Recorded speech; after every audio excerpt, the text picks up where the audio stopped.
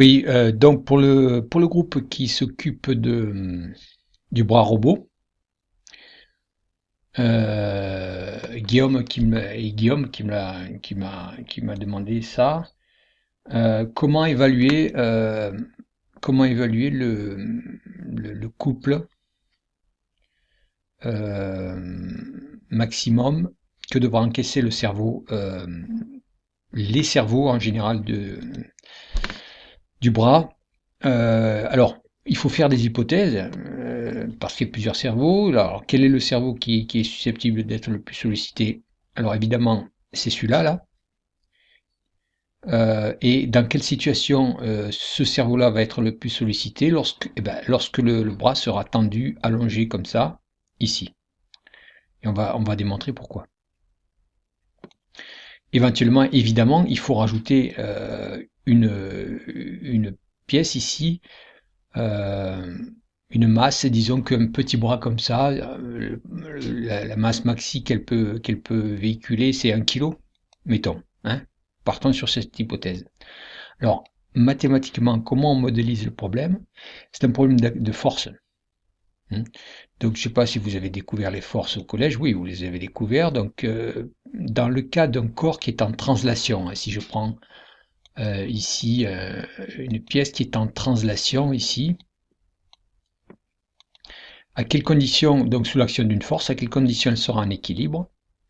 Elle sera en équilibre si il y a une deuxième force qui vient euh, la contrecarrer de même intensité, orientée à l'opposé. Voilà la situation, voilà la résolution d'un problème de statique, ça s'appelle ça. Euh, euh, dans le cas de la translation, et ça se traduit par une équation. Par exemple, ici on a,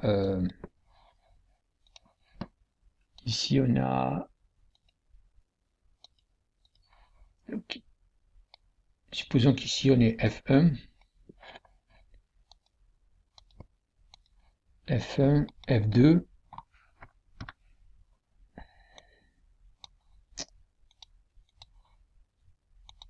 Ben, l'équilibre est atteint si F1 égale F2, quoi. Si F1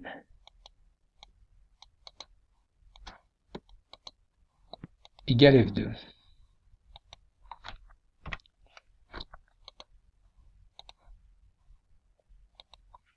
Ça a l'air évident, mais c'est le principe fondamental de la statique. C'est le premier principe fondamental de la statique. Le deuxième principe fondamental de la statique, il a à voir au cas des corps qui sont en rotation.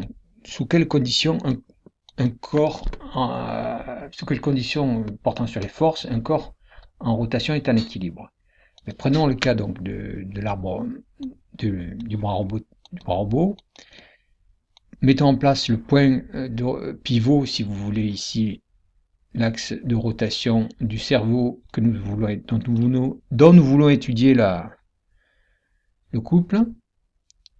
Quelles sont les forces qui s'appliquent ici? D'abord, il y a une première force ici.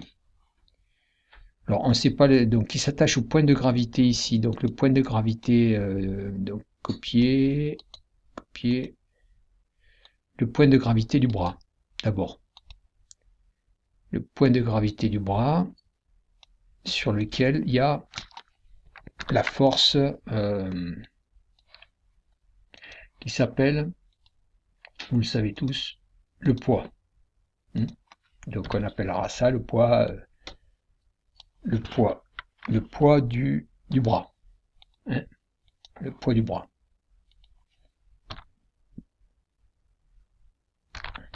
Alors ce poids du bras, il s'applique où? Si vous prenez le modèle là, que vous avez aussi normalement, et que vous utilisez SolidWorks, la position de ce centre de gravité ici, vous l'avez en allant sur, donc vous mettez d'abord le bras en position ici, comme ça. Vous pouvez rajouter d'ailleurs des contraintes ici pour rendre le bras.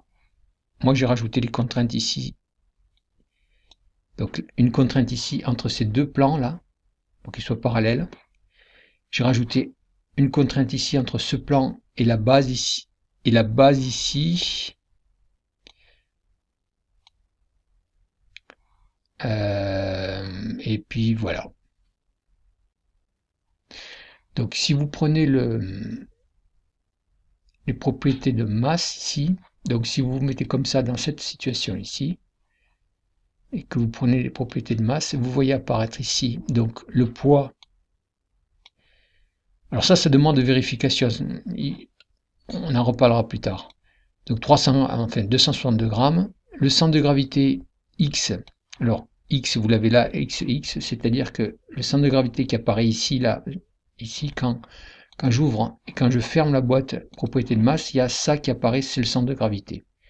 Donc sur les X par rapport au repère, par rapport à l'origine, l'origine elle est située ici. Si vous appuyez sur origine, l'origine elle est située ici, là. Elle est située, attendez, non, elle est située, c'est ce point-là, l'origine. Donc l'origine, c'est ce point ici. Donc si vous mettez propriété de masse, vous voyez apparaître que le centre de gravité est situé à 87 mm négativement par rapport à ce point d'origine. Vous notez bien 87 mm, enfin les poussières. Ok. Donc là, on note il y a 87 mm ici. Donc 87 mm. Hop.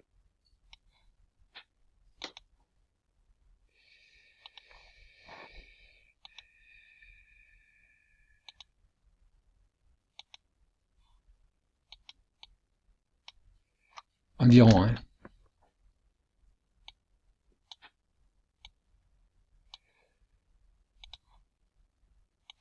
Alors, ensuite, donc la masse, elle. Donc j'ai rajouté une masse ici par rapport au modèle initial. Je l'ai fait disparaître, enfin disparaître, invalider. Donc je vais la faire apparaître. Donc la masse. La masse, elle est située ici. C'est une masse de 1000 grammes. Hein. Donc j'ai fait une pièce. J'ai fait une pièce qui est un cylindre. Un cylindre que j'ai spécifié ici le matériau, je l'ai mis en acier. Hein. Donc la masse, après, si vous regardez dans les propriétés de masse de la pièce, elle faisait pas 1000 grammes. Je l'ai forcé. J'ai remplacé ici, j'ai mis 1000 grammes. Elle faisait pas 1000 grammes. Hein. Donc pour m'arranger, je me suis fait 1000 grammes. Donc 1 kg. Alors, donc à quelle distance elle est du point central, du point haut? Alors là, on va utiliser mesurer environ. Hein. Je vais utiliser ça, je vais utiliser le point ici. Donc il me sort une 330, 336 mm. 337 mm. Ok. Donc vous avez une deuxième force ici.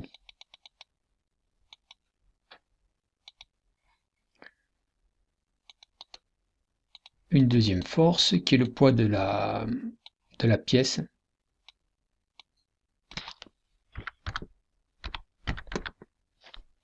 Qui fait 1 kg et qui est situé à 336.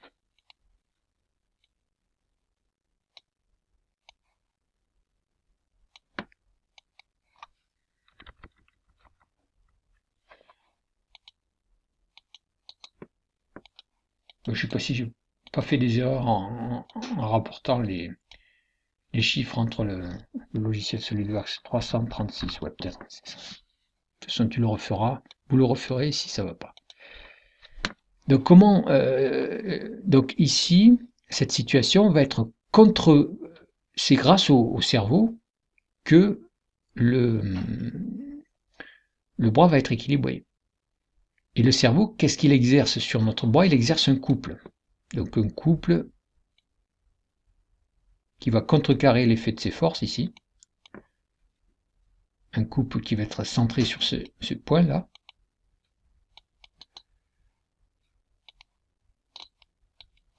Et donc ici vous avez donc un couple.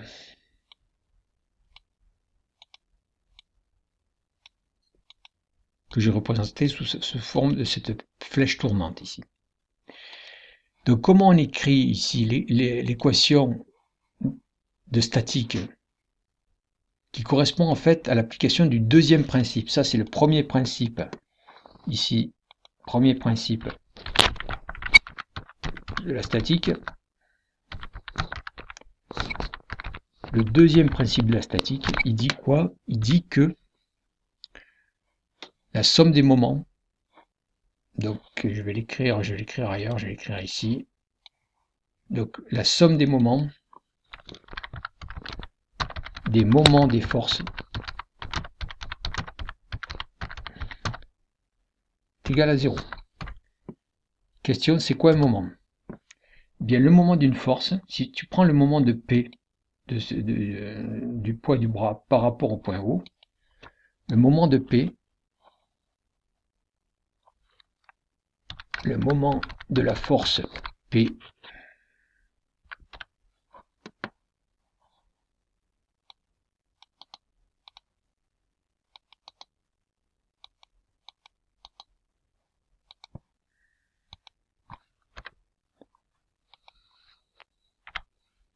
c'est égal au bras de levier. Alors le bras de levier, c'est la distance entre la force ici et le point O.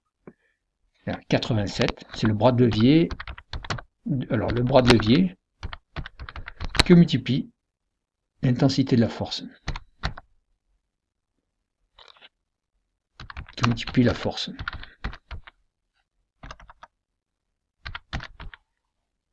Ici, donc, on a un bras de levier qui est égal à 87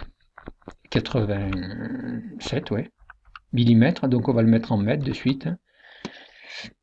Puis 0,087 que multiplie la force. La force, elle vaut, on a dit,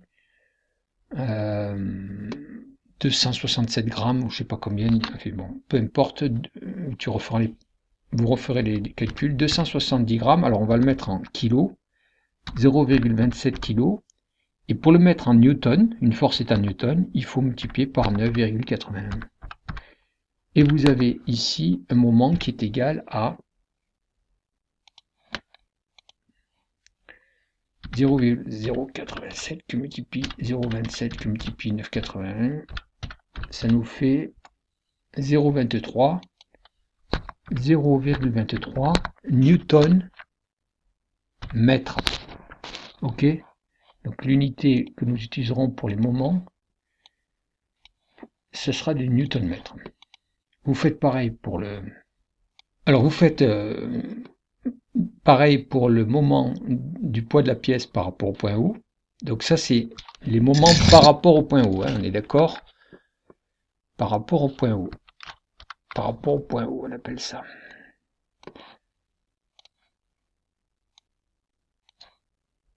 Donc vous faites pareil pour le moment du poids de la pièce par rapport au point O et vous obtenez un autre moment qui vaut 3,3 Nm. Vous allez me dire, qu'est-ce que je fais de ça? Bien, vous allez faire de ça l'application du second principe de la statique qui dit que la somme des moments pour un objet qui est en équilibre, en rotation, la somme de moments égale 0. Donc la somme des moments, vous avez 0,23 plus 3,3 plus le couple du cerveau égale 0. Et vous obtenez un couple qui va être de sens négatif, peu importe. Et vous pouvez le mettre en valeur absolue. En valeur absolue, pour l'instant, on cherchera pour les signes, on verra ça l'année prochaine. En valeur absolue, le couple, il doit valoir, pour contrebalancer les deux, la somme, là, ici, le truc, ça fait 3,53 sauf erreur. 3,53 Nm.